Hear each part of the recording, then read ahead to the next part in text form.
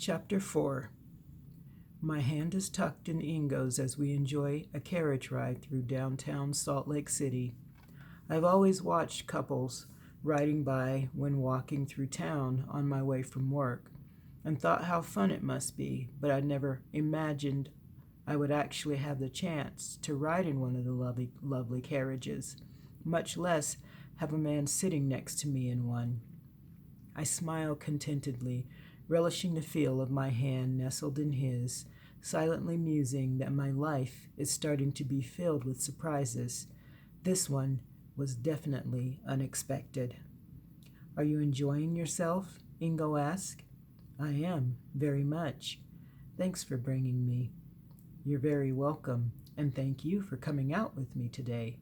When I first asked you, I was terribly afraid you would say no.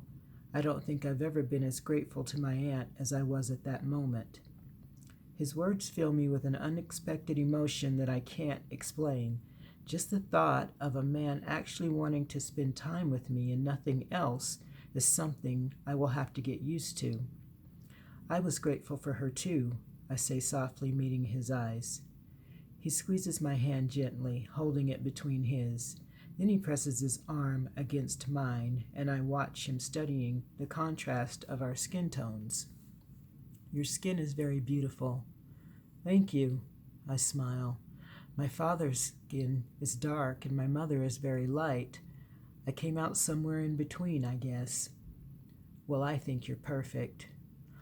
I look into his eyes, not liking the direction my thoughts are traveling, but unable to stop them. "You don't know me well enough to say that." Judging from the seriousness of his expression, he knows I'm not referring to the tone of my skin. Why do I do this? "I know, but I would like to get to know you well enough." His tone is fervent and unyielding. Looking away, I fix my gaze on a homeless man standing in front of Main Street Plaza, holding a sign asking for help. A few people stop and give him money while others pass him by. I try to focus on something else, anything to divert my attention and keep from looking at Ingo. I don't know if I can do this.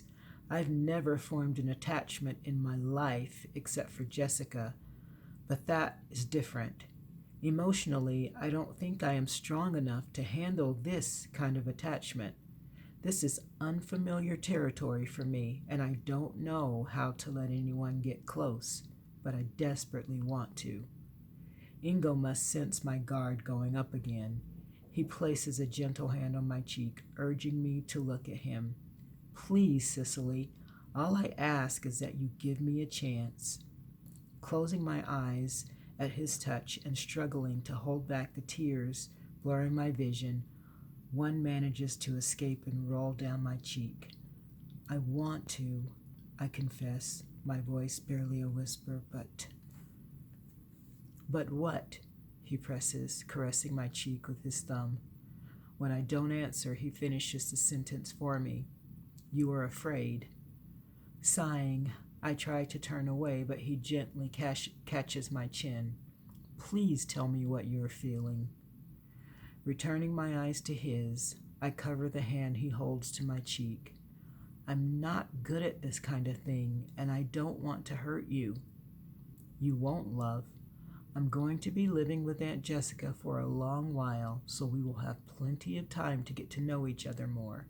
I promise to take things slow and try not to push you. Just open up to me a little. Let me be a part of your life." "But this is what?" I hesitate and he presses. "It's what?" "This is just too easy." "What do you mean?" "I mean this. Us." A deep furrow creases Ingo's brow. "I don't understand, love."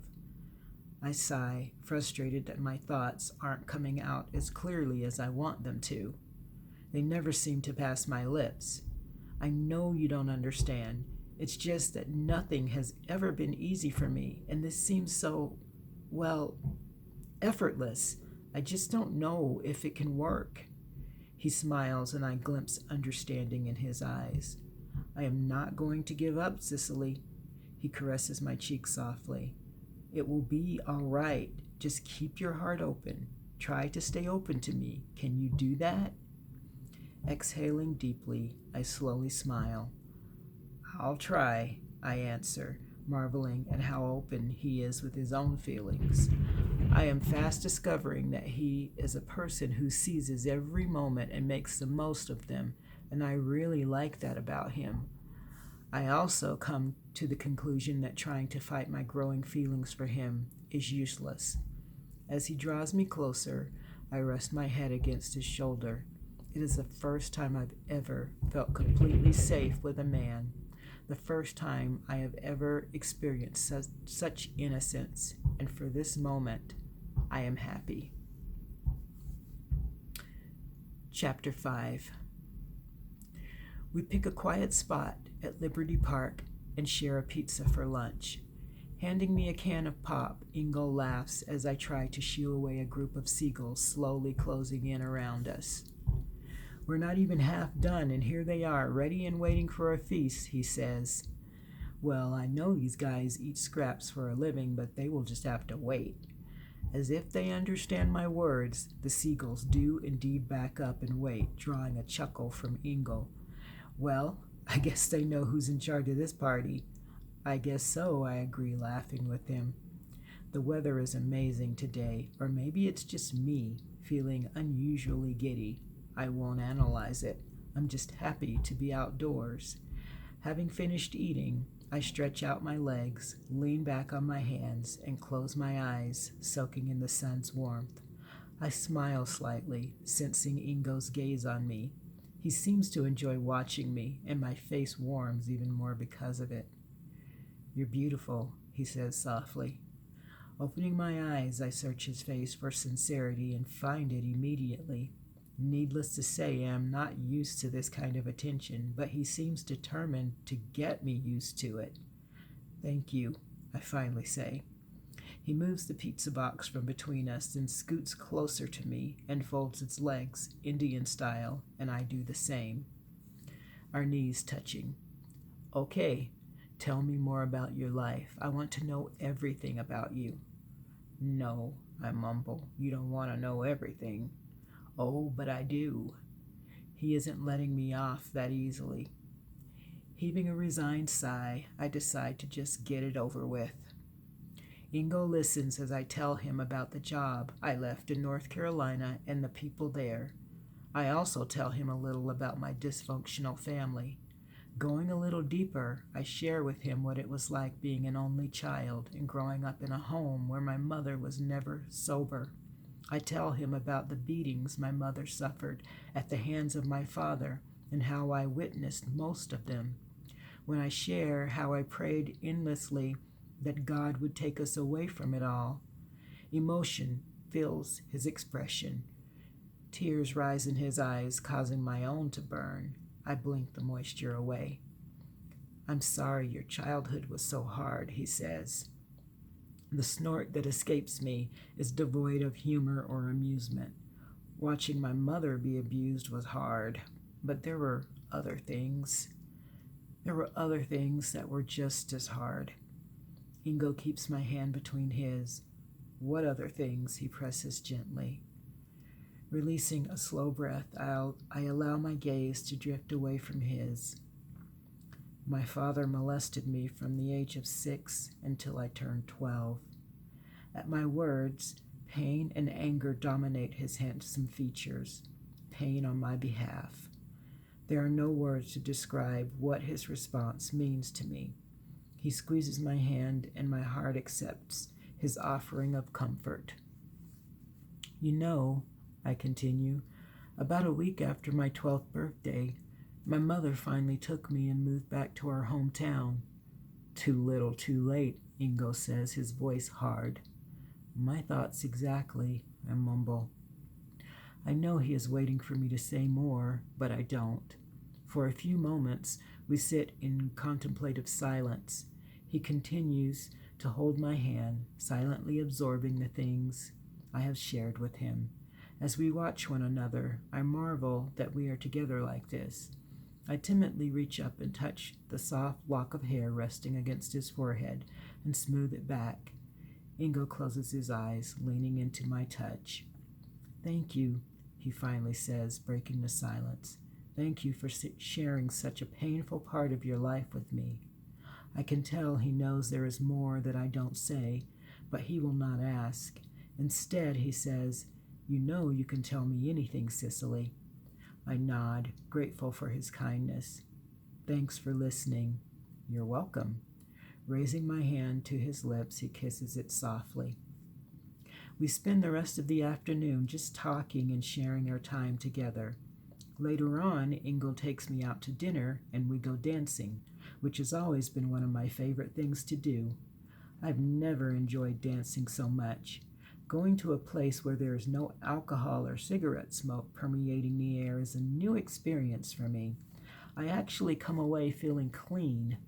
Ingo promises to take me dancing whenever I want, and I assure him I will hold him to it. By the time we arrive home, Jessica has already gone to bed, much to Ingo's dismay. He wanted me to play the piano for him, but he doesn't want to wake Jessica, so we agree to wait. I told him earlier about learning to play when I was younger and how I sometimes used playing as a means of escaping the emotional pain I went through. Jessica had mentioned to him how much she enjoyed my singing, and he was looking forward to hearing me. Seeing his disappointment, I promise I will play for him tomorrow when I have some time. We stay up and talk for a while longer. The day has gone so fast. It feels amazing being with Ingo, to know he wants to just be with me and isn't expecting anything immoral in return. In the past, that was the only thing I knew. Of course, I was different then. I'm living a new life now, a clean life, the kind of life I was meant to live all along. By midnight, I reluctantly decide to go to bed or I won't be able to function at work. The night is ending, and though I love my job, I can't help wishing I didn't have to go in tomorrow. Ingo walks me to the foot of the stairs. "I've had a wonderful time today, Cicely." "So have I. Thank you for everything." "You're welcome." He squeezes my hand. "How long do you have to work?" He pauses, looking at his watch. "Today?" I laugh softly. "I work until 5. He groans. "I don't know if I can wait that long to see you." Pressing my hand against his cheek, I smile, warmed by his growing affections. "I'm sure you'll be able to find something to do to occupy your time. Besides visiting with Aunt Jessica, I can't think of a thing except maybe swinging by the boutique to see you." "I would like that." "Good. It's a date." He pulls me into his arms, and I go willingly, practically melting in his embrace. Drawing back slightly, he slowly lowers his head and timidly presses his lips to mine.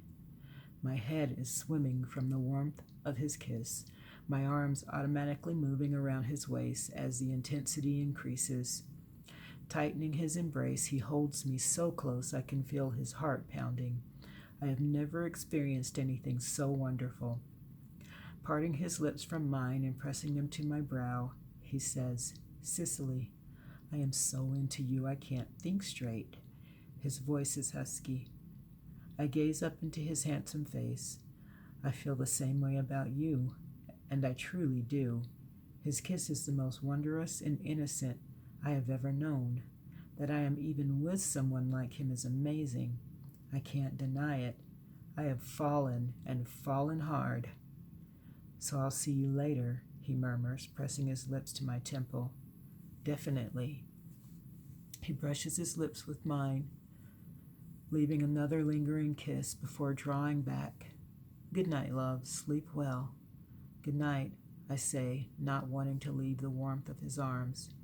As I turn to go, Ingo's hand tightens around mine. Pulling me back to him, we stand for a few minutes longer, simply holding one another. "I never thought this day would come," he whispers. "I never thought it would ever happen to me." I know what you mean, I whisper. We finally part, and I slowly climb the stairs, leaving him staring longingly after me.